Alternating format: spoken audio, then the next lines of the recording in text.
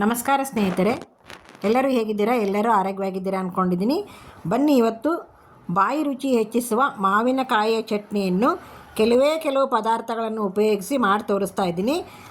ನಾಲ್ಗೆ ರುಚಿ ಕೆಟ್ಟಾಗ ಈ ಥರ ಒಂದು ಚಟ್ನಿ ಇಡ್ಲಿ, ದೋಸೆ, ಪಡ್ಡು, ಚಪಾತಿ, ರೊಟ್ಟೆ ಎಲ್ಲದಕ್ಕೂ ಅನುಕೂಲ ಆಗುತ್ತೆ. ಬನ್ನಿ ಸ್ನೇಹಿತರೆ, ಶುರು ಮಾಡೋಣ. ಮೊದಲು ಇದನ್ನು ಕಟ್ ಮಾಡ್ಕೊಂಬಿಡೋಣ. ಈ ರೀತಿ ಚಿಕ್ಕದಾಗಿ ಹೋಳು ಮಾಡ್ಕೊಂಬಿಡೋಣ.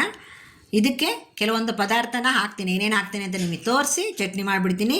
ತುಂಬ ರುಚಿಯಾಗಿರುತ್ತೆ. ಹಬ್ಬ, ಚಪಾತಿ, ರೊಟ್ಟಿ, ದೋಸೆ, ಇಡ್ಲಿ ಎಲ್ಲದಕ್ಕೂ ಬರುತ್ತೆ. ಹಾಗೆ ನಮ್ಗೆ ಯಾವುದಕ್ಕೂ ಬೇಡ ಅಂದರೆ ಬರೀ ಬಾಯಲ್ಲಿ ಸಹ ತಿನ್ಬೋದು. ನೋಡಿ, ನಾಲ್ಗೆ ರುಚಿ ಕೆಟ್ಟು ಈ ಒಂದು ಬೇಸಿಗೆ, ಈ ಒಂದು ಮಳೆಗಾಲ ಅಂದು ಎರಡೂ ಮಿಕ್ಸ್ ಆಗಿ ದೇಹದ ಆರೋಗ್ಯ ಸಾಮಾನ್ಯವಾಗಿ ಕೆಡ್ತಿರುತ್ತೆ. ನಾಲ್ಗೆ ರುಚಿ ಹೆಚ್ಚಿಸಲಿಕ್ಕೆ ಈ ಮಾವಿನಕಾಯಿ ಚಟ್ನಿನ ಯಾವ ರೀತಿ ಮಾಡೋದು ಅಂತ ನೋಡ್ಕೊಂಬಂದ್ಬಿಡೋಣ. ಬನ್ನಿ ಸ್ನೇಹಿತರೆ, ಈಗ ಮಾವಿನಕಾಯಿ ಚಟ್ನಿಗೆ ಏನೇನು ಉಪಯೋಗಿಸ್ತೀವಿ ಅಂತಂದೇಳಿ ಬನ್ನಿ ನೋಡ್ಕೊಂಬಂದ್ಬಿಡೋಣ. ನೋಡಿ, 1.5 ಸ್ಪೂನ್ ಆಗೋವಷ್ಟು ಜೀರಿಗೆ ತೊಗೊಂಡಿದ್ದೀನಿ, ಒಂದು 4 ಎಸಳು ಬೆಳ್ಳುಳ್ಳಿ, ಬೆಲ್ಲ ತೊಗೊಂಡಿದ್ದೀನಿ, ಹಾಗೆ ಕುರುಶಣಿ ಪುಡಿ, ಗುರಾಳ ಪುಡಿ ಅಂತೀವಲ್ಲ ಅದನ್ನು ತೊಗೊಂಡಿದ್ದೀನಿ, ಹಾಗೆ ಬೆಲ್ಲ ತೊಗೊಂಡಿದ್ದೀನಿ, ಮಾವಿನಕಾಯಿ ಏನು ಹೆಚ್ಚಿಟ್ಟಿದ್ನೆಲ್ಲ ಅದನ್ನು ತೊಗೊಂಡಿದ್ದೀನಿ. ಒಂದು ಚಿಕ್ಕ ಸ್ಪೂನಲ್ಲಿ ನಾವು ತಿಂಡಿ ತಿನ್ನಬೇಕಾದ್ರೆ ಬಳಸ್ತೀವಲ್ಲ ಅದರಿಂದ 2 ಸ್ಪೂನು ಖಾರದ ಪುಡಿ ತೊಗೊಂಡಿದ್ದೀನಿ.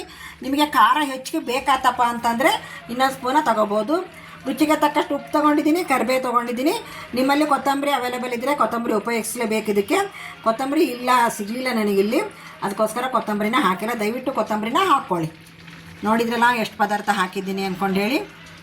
ಬನ್ನಿ ಈಗ ರುಬ್ಕೊಂಬಂದ್ಬಿಡ್ತೀನಿ ಇದನ್ನು. ಸರ್ವಿಗೆ ರೆಡಿಯಾದಂತಹ ಮಾವಿನಕಾಯಿಯ ಚಟ್ನಿ. ಹಾಗೆ ನೋಡಿ, ನಾನು ಇನ್ನೊಂದು ಹೇಳೋದು ಮರ್ತಿದ್ದೆ, ದಯವಿಟ್ಟು ಇದಕ್ಕೆ ನೀರನ್ನು ಮುಟ್ಟಿಸಬೇಡಿ.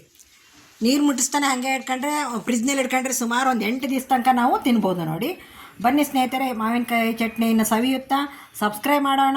ನಮ್ಮ ಚಾನಲ್ಗೆ ಸಬ್ಸ್ಕ್ರೈಬ್ ಮಾಡಿ, ಹಾಗೆ ಲೈಕು ಮತ್ತು ಶೇರ್ ಮಾಡೋದನ್ನು ಮರಿಬೇಡಿ ಅಂತ ಹೇಳ್ತಾ ಈ ವಿಡಿಯೋನಲ್ಲಿ ಮುಗಿಸ್ತಾ ಇದ್ದೀನಿ. ಎಲ್ಲರಿಗೂ ನಮಸ್ಕಾರ, ಎಲ್ಲರಿಗೂ ಧನ್ಯವಾದಗಳು.